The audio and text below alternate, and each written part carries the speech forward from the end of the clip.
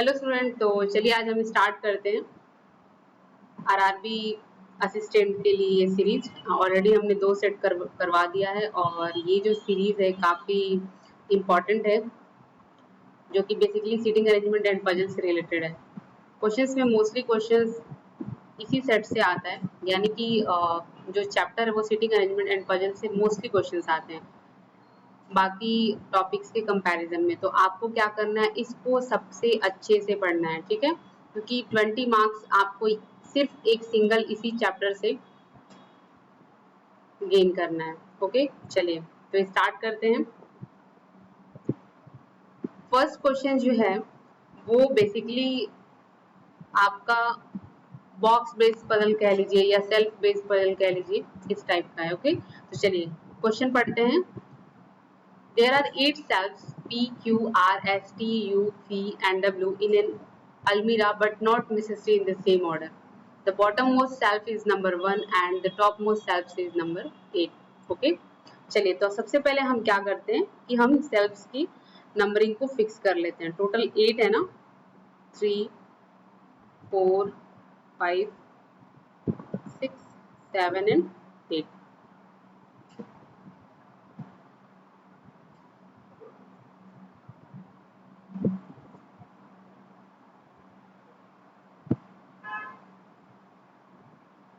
Okay, just a minute.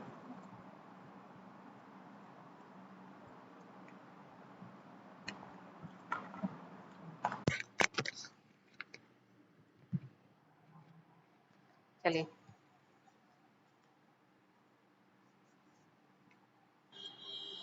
Information पढ़ते हैं कि number of cells between R and U, number of cells between R and U is 1 more than the number of cells between U and S। यानी R and U के बीच में जितने sales होंगे उस वो एक ज्यादा होगा U and S के बीच में जितने सेल्स होंगे, ठीक है। P is 3 cells above Q, P is 3 cells above Q। चलिए Q is an prime number cells. अब यहाँ से फिक्स हो गया कि Q जो है सेकंड पे होगा या फिर थर्ड पे होगा या फिर फिफ्थ पे होगा। ओके, ठीक है। चलिए तो यहाँ पे 2 प्लेस ऊपर है ना, 3 प्लेस ऊपर जो है वो P है। तो फर्स्ट सेकंड यहाँ हो गया P, फर्स्ट सेकंड यहाँ हो गया P और यहाँ फर्स्ट सेकंड P, ठीक है। अब आगे के लिए हमारे पास कोई प्लेस नहीं बच रहा है। चलिए आगे देखते हैं क्या क्वेश्चन इंफॉर्मेशन है हमारे पास कि T is 2 cells above P, ठीक है। चलिए अब T जो है वो 2 सेल्स एबव P है, तो T हो जाएगा यहाँ पे, T हो जाएगा यहाँ पे। अब इसमें T के लिए कोई प्लेस नहीं बचता है, तो ये वाली जो पॉसिबिलिटी होगी वो क्या हो जाएगी, एलिमिनेट हो जाएगी, ठीक है। चलिए आगे देखते हैं कि as many cells are above V as below W, जितने सेल्स V के ऊपर होंगे सेम उतने ही W के नीचे होंगे। और इसमें जो है वो V ऊपर होगा W के। V is not at top most floor, और V जो है वो टॉप मोस्ट फ्लोर पे नहीं होगा। R जो है वो एबव होगा U के एंड U जो है वो एबव होगा S के। आई थिंक ये दिख रहा होगा ना आप लोगों को। चलिए ठीक है, तो ये है हमारे पास इंफॉर्मेशन जिसमें से हमने ये कर दिया है और ये यहाँ से हमें करना है। ओके चलिए ठीक है, तो अब हम यहाँ से क्या करेंगे कि V तो यहाँ जा नहीं सकता। अगर हम V को यहाँ रखते हैं तो 1 2 V के ऊपर और W के नीचे 1 2, और कहीं V के लिए प्लेस नहीं बच रहा है तो सिर्फ V के लिए यहाँ प्लेस बचेगा और सेम यहाँ पे करेंगे हम W को। ओके ठीक है, चलिए अब V को इसमें देखते हैं। अगर हम V को यहाँ करते हैं तो W यहाँ आ सकता है, V को यहाँ करेंगे तो W यहाँ आ सकता है, यानी कि यहाँ पे दो पॉसिबिलिटी बन रही है। चलिए इसको नोट कर लेते हैं, दोनों पॉसिबिलिटी लेके चलते हैं। अगर V को हम यहाँ करते हैं तो W यहाँ पे आएगा और V को अगर हम यहाँ करते हैं तो W यहाँ पे आएगा, ठीक है। अब हमारे पास ना ये वाली इंफॉर्मेशन है कि R U और S। ओके चलिए 3 प्लेस भी बच रहा है, R U एंड S, इसमें भी 3 प्लेस है, R U एंड S। अब देखिए ये वाली तो हमने कंडीशन फुलफिल कर दी। अब हम इस कंडीशन पे आते हैं कि जितने सेल्फ्स R एंड U के बीच में होंगे वो एक ज्यादा होंगे U एंड S के बीच में जितने सेल्फ्स हैं। तो R और U के बीच में कितने हैं, 1 2 3, और U और S के बीच में है कितने, 1 2। यानी कि ये वाला जो इंफॉर्मेशन है वो इसमें फुलफिल हो रहा है। सेम चीज हम इसमें भी चेक कर लेते हैं। यहाँ पे भी हमें करना था ना, R U एंड S। ठीक है, चलिए तो R और U ये तो बिल्कुल ही फुलफिल नहीं हो रहा है। क्यों? क्योंकि R और U यहाँ पे हो गया, और U और S इसमें तो अपोजिट ही हो रहा है। U और S के बीच में 2 है और R और U के बीच में तो है ही नहीं, तो ये तो एलिमिनेट हो गया। ठीक है, इसमें देख लेते हैं R और U के बीच में कितने हैं, 1 2 3 4, और U और S के बीच में एक भी नहीं, ये भी फुलफिल नहीं हो रहा है। यानी कि ये जो है हमारा अरेंजमेंट ये क्या है, फाइनल है। ठीक है, तो इसके बिहाफ पे हम आंसर करते हैं कि which cells is 4 cells above Q, 4 cells above Q। तो जब भी अबव और बिलो की बात करें तो हमने ऐसा शॉर्ट ट्रिक्स भी बताया हुआ है, शॉर्ट्स में भी बताया हुआ है कि जब भी अबव और बिलो की बात करें तो जितने प्लेस अबव या जितने प्लेस बिलो की बात करें हम हमेशा उनके बीच में एक कम काउंट करेंगे। ठीक है, जैसे यहाँ पे लिखा है कि 4 सेल्फ्स अबव, तो बीच में कितने होने चाहिए इन दोनों एलिमेंट्स के, बीच में 3 सेल्फ्स होना चाहिए। ठीक है, जैसे मैं बताती हूँ, यहाँ पे है Q और Q से हमें 4 सेल्फ्स अबव होना चाहिए ना, तो फर्स्ट सेकेंड थर्ड फोर्थ, ये होगा फोर्थ, और बीच में कितने हो जाएंगे, 3। ठीक है, तो जब भी 4 सेल्फ्स की बात करें तो उसके ऊपर 3 सेल्फ्स होना चाहिए, तो आंसर क्या हो जाएगा, V, ऑप्शन नंबर बी। चलिए नेक्स्ट देखते हैं कि how many cells are above W, W के ऊपर कितने हैं, 1 2 3 4 5, टोटल 5 सेल्फ्स हैं, तो ये हो जाएगा ऑप्शन नंबर ए। नेक्स्ट देखते हैं how many cells are between, how many cells are between R and U, R और U के बीच में कितने सेल्फ्स हैं, तो R और U के बीच में 1 2 3, टोटल कितने हैं, 3 हैं। चलिए तो ये हो जाएगा option number D. Next question देखते हैं, ऑड वन आउट बताना है हमें। चलिए V है, R है, U है, W है एंड Q है। V R U देख लेते हैं, V इवन पे है, R इवन पे है, Q इवन पे है, और क्या था, और 2 चाहिए ना हमें, U है, आई थिंक U हमने देख लेते हैं, V R Q भी देख लिया, U एंड W हमें देखना है ना, U एंड W। अब देखिए U भी इवन पे है, W, सारे जितने ऑप्शंस दिए हुए हैं इनमें से सारे सेल्फ्स जो हैं वो हैं आपके इवन पे, लेकिन जो W है ना वो किस पे है, ऑड पे है, तो इसलिए ये क्या हो गया, ऑड वन आउट, ये बाकी सबसे डिफरेंट हो गया। चलिए नेक्स्ट क्वेश्चन देखते हैं कि which of the following cells are 2 place above cells W। ठीक है, वही चीज मैंने बोला कि अबव बिलो की बात करें तो हमेशा उन दोनों के बीच में एक कम करेंगे काउंट। ठीक है, तो एक कम करेंगे, देखेंगे कि 2 सेल्फ्स अबव W के कौन है। सॉल्यूशंस पे आते हैं, तो 2 सेल्फ्स अबव के बीच में एक लेंगे और ये हो जाएगा P, तो P देखते हैं किस ऑप्शन में है, option number E is the right answer. ठीक है, चलिए नेक्स्ट क्वेश्चन पे चलते हैं। नेक्स्ट ये जो है सिटिंग अरेंजमेंट का है, पेंटागनल टेबल पे 10 पर्सन बैठते हैं, पढ़ते हैं इस क्वेश्चन को। 10 person K, L, M, N, O, P, Q, R, S and T sit around the pentagonal table but not necessarily in the same order. 5 persons sit at the corner of the table and face away from the center. And 5 persons sit middle of the table and face towards the center. ठीक है, तो यानी कि हम सबसे पहले क्या करेंगे, एक पेंटागनल शेप का टेबल बना लेते हैं। ठीक है, ड्राइंग पे नहीं जाना है, ये है पेंटागनल शेप का टेबल। इसमें हम कॉर्नर के साइड पे 5 पर्सन बिठाते हैं। ओके,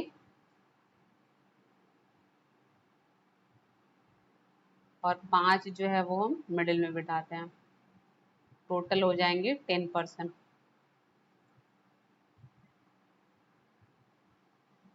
चलिए इंफॉर्मेशन पढ़ते हैं, और हाँ ये है कि जो कॉर्नर ऑफ द टेबल बैठते हैं वो आउटसाइड देखते हैं, ठीक है। पहले हम क्या कर देते हैं, इनको आउटसाइड आउटसाइड आउटसाइड आउटसाइड। और जो मिडिल ऑफ द टेबल बैठते हैं वो देखते हैं सेंटर ऑफ द टेबल, यानी ये देखते हैं इनसाइड इनसाइड। ओके, हमने पहले ही इनका डायरेक्शन फिक्स कर दिया ताकि हमें देखते के साथ समझ आ जाए। और मिडिल वाले हो जाएंगे इनसाइड।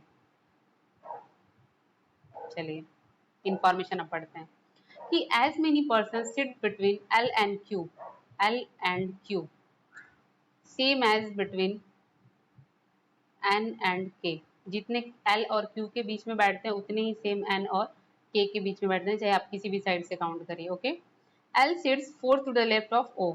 एल जो है वो ओ के फोर्थ लेफ्ट में बैठता है। Two person sit between L and M. T sits immediate left of M. As many person sit between M and O same as S and P. S doesn't face towards centre. S जो है वो centre की तरफ नहीं देखता, centre की तरफ नहीं देखता है, यानी कि ये कॉर्नर में बैठेगा क्योंकि कॉर्नर वाले आउटसाइड देख रहे हैं। ओके, आर जो है वो इमीडिएट लेफ्ट ऑफ एस है एंड एन जो है वो third to the left of P है। हमारे पास ये इंफॉर्मेशन है। अब हमें देखना है कि हम कहाँ से क्वेश्चन स्टार्ट कर सकते हैं, कहाँ से हम सिटिंग अरेंजमेंट स्टार्ट कर सकते हैं ताकि स्मूथली हमसे ये अरेंजमेंट बन जाए। ओके, तो देखिए हमें क्या करना है, सबसे पहले हमें एल के पास जाएंगे तो एल से हमें ज़्यादा इन्फो मिल रहा है। एल यहाँ पे भी है, इस लाइन में भी है, इस लाइन में। तो हमें जब जिस भी पर्सन के इंफॉर्मेशन ज़्यादा मिलेगा हम वहाँ से स्टार्ट करेंगे, ठीक है। क्योंकि जब हम मैक्सिमम इंफॉर्मेशन से स्टार्ट करते हैं तो हमें फिर जो हमें ज़्यादा एरिया कवर हो जाता है, ठीक है। तो फिर क्या होता है कि पॉसिबिलिटीज़ भी कम बनती है और क्वेश्चन भी कम टाइम में सॉल्व हो जाता है। तो चलिए देखिए हम करेंगे यहाँ पे ओ को, यहाँ दो पॉसिबिलिटी लेके चलेंगे। एक तो ओ की फेसिंग आउटसाइड कर देंगे और एक में ओ की फेसिंग इनसाइड कर देंगे, ठीक है। तो ये हो गया, ओ की फेसिंग इनसाइड कर देंगे और ओ की फेसिंग आउटसाइड कर देंगे। चलिए एल जो है वो फोर्थ लेफ्ट में है। अब ये आउटसाइड देख रहा है तो 1 2 3 4 एल हो गया यहाँ पे, और ये इनसाइड देखेगा तो 1 2 3 4 यहाँ हो जाएगा।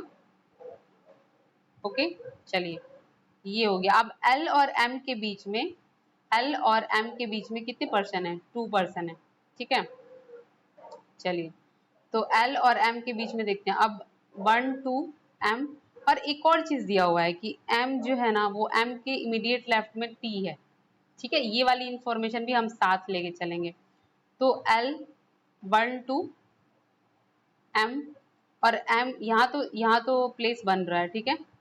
दोनों प्लेस खाली हो रहा है, ठीक है। अभी इसको होल्ड करते हैं। चलिए इसमें देखते हैं एल 1 2 एम, इसमें तो एम नहीं हो पाएगा तो 1 2 एम, एम हो जाएगा यहाँ पे। और उसके बाद जो है एम के इमीडिएट लेफ्ट टी है और ये आउटसाइड फेस है ना तो टी हो जाएगा यहाँ पे, ठीक है। चलिए सेम चीज हम इसमें भी करेंगे। L 1 2 M 1 2 M. अब देखिए एम ये इनसाइड हो रहा है ना, लेकिन एम के इमीडिएट लेफ्ट टी के लिए प्लेस नहीं बच रहा है तो सिर्फ यहाँ पे इसमें भी एक ही पॉसिबिलिटी बन रही है, एम हो जाएगा यहाँ पे और इसके इमीडिएट लेफ्ट हो जाएगा यहाँ पे टी। तो यानी कि ये वाला भी इंफॉर्मेशन हो गया। अब हम देखते हैं कि कौन सा इन्फो हम लगा सकते हैं। पहले हम कर सकते हैं ये, क्योंकि आर एस एन पी। चलिए एस के बारे में भी इंफॉर्मेशन दिया हुआ है। अब देखिए यहाँ पे एस जो है वो कॉर्नर साइड बैठेगा, ठीक है। कॉर्नर साइड के लिए हमारे पास दो प्लेस है, एक तो ये वाला है और एक ये वाला है। इसमें भी एक ये है और एक ये है। अगर हम यहाँ पे एस को करते हैं तो एस के इमीडिएट लेफ्ट में जो है आर आना चाहिए, तो आर आ सकता है यहाँ पे। अब एक और चीज देखिए, जितने एम और ओ के बीच में होंगे उतने ही एस और पी के बीच में होंगे। तो एम और ओ के बीच में 1 2 दो हैं, तो एस और पी के बीच में भी दो होने चाहिए। तो अगर हम एस को यहाँ करते हैं तो 1 2 पी 1 2 पी, पी के लिए कोई प्लेस नहीं बचता है, तो ये वाली पॉसिबिलिटी तो चली जाएगी। चलिए अगर हम एस को यहाँ करते हैं, ठीक है, एस को यहाँ करेंगे तो 1 2 पी यहाँ तो बच रहा है, यहाँ पे करेंगे तो 1 2 पी इधर नहीं जा रहा है, और एस के इमीडिएट लेफ्ट में आर होना चाहिए, तो इमीडिएट लेफ्ट के लिए प्लेस नहीं बच रहा है। अब सिर्फ इसमें एक ही पॉसिबिलिटी बच रही है एस के लिए, वो है यहाँ पे। तो एस के इमीडिएट लेफ्ट में हो जाएगा आर, और एस और पी के बीच में दो, 1 2, और ये हो जाएगा पी। ठीक है, समझ आ रहा है? एक बार वीडियो रिप्ले करके देखिएगा, वैसे तो मैं इसको समझा रही हूँ ठीक से। चलिए, ये हमने सबका ऑलमोस्ट प्लेस फिक्स कर दिया है, और कुछ बच रहा है क्या? हाँ, अभी भी प्लेसेस हैं। चलिए ठीक है, अब ये जो P है ना, P से हमें थर्ड लेफ्ट जाना है N को लेके, तो ये इनसाइड है फर्स्ट सेकेंड थर्ड, यहाँ पे N हो गया। ठीक है, अब देखिए L और Q के बीच में जितने पर्सन हैं, L और Q के बीच में जितने पर्सन हैं 1 2, उतने ही पर्सन N और K के बीच में है। L 1 2 Q, L Q N K, ये नहीं हो रहा है पॉसिबिलिटी।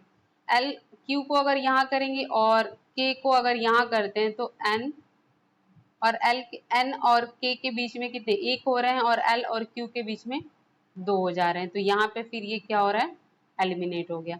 चलिए अब सेम चीज हम इसमें करके देखते हैं। ठीक है, S को हमने फिक्स करना है, S को अगर हम यहाँ करते हैं तो S के बाद 1 2 P इधर भी जा रहा है और 1 2 P इधर भी जा रहा है। 1 2 P को अगर हम यहाँ करते हैं तो first second third, third N के लिए प्लेस भी बच रहा है। यहाँ करते हैं 1 2 P, तो यहाँ से फर्स्ट सेकेंड थर्ड, इसके लिए फिर प्लेस नहीं बच रहा है ना। यहाँ पे फिर हम S को कर सकते हैं। चलिए दूसरा देख लेते हैं कि S को अगर हम यहाँ करते हैं तो S को यहाँ करेंगे तो S को यहाँ करते हैं तो M और O के बीच में जितने पर्सन होंगे 1 2, सेम S और P के बीच में होना चाहिए, 1 2 P, और P से तीसरे प्लेस पे नहीं हो रहा है। S को यहाँ करेंगे तो 1 2 P, और P से फर्स्ट सेकेंड थर्ड प्लेस पे नहीं हो रहा है, यानी कि S यहाँ वाली पॉसिबिलिटी एलिमिनेट हो गई। S को हम यहाँ करेंगे, S के इमीडिएट लेफ्ट में R को करेंगे, और S 1 2 P 1 2 P यहाँ हो जाएगा P, और P से थर्ड फर्स्ट सेकेंड थर्ड हो जाएगा यहाँ पे N।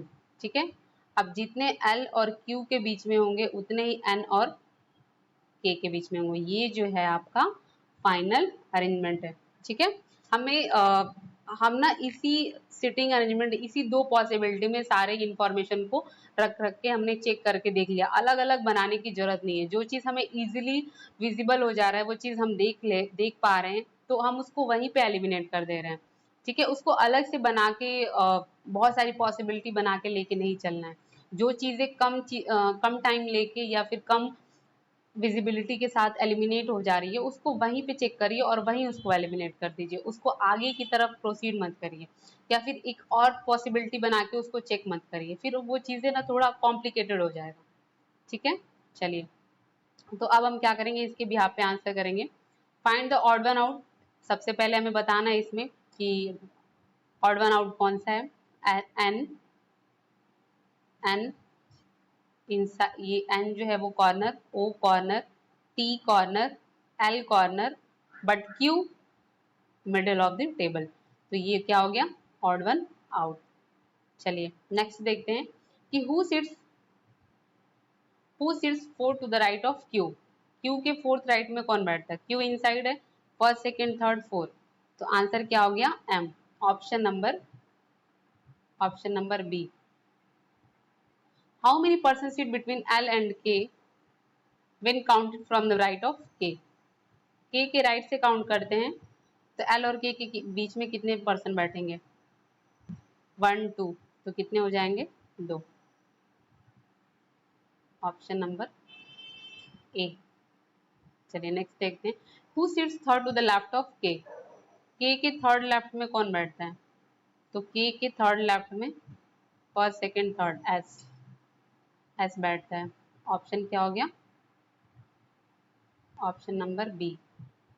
ठीक है, चलिए नेक्स्ट देखते हैं कि who sits fifth to the left of के।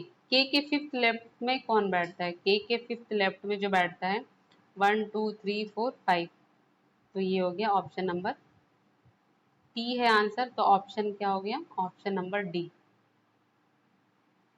तो ये है हमारे टोटल 10 क्वेश्चन और दोनों ही पजल, सीटिंग अरेंजमेंट भी और पजल, ये दोनों ही क्वेश्चंस काफ़ी अच्छे हैं। इसको खुद से प्रैक्टिस करिए और डेफिनेटली काफ़ी इम्प्रूवमेंट होगा आपको पजल और सीटिंग अरेंजमेंट के टॉपिक्स में। ठीक है, तो चलिए बाय बाय, टेक केयर, मिलेंगे अगले सेक्शन में।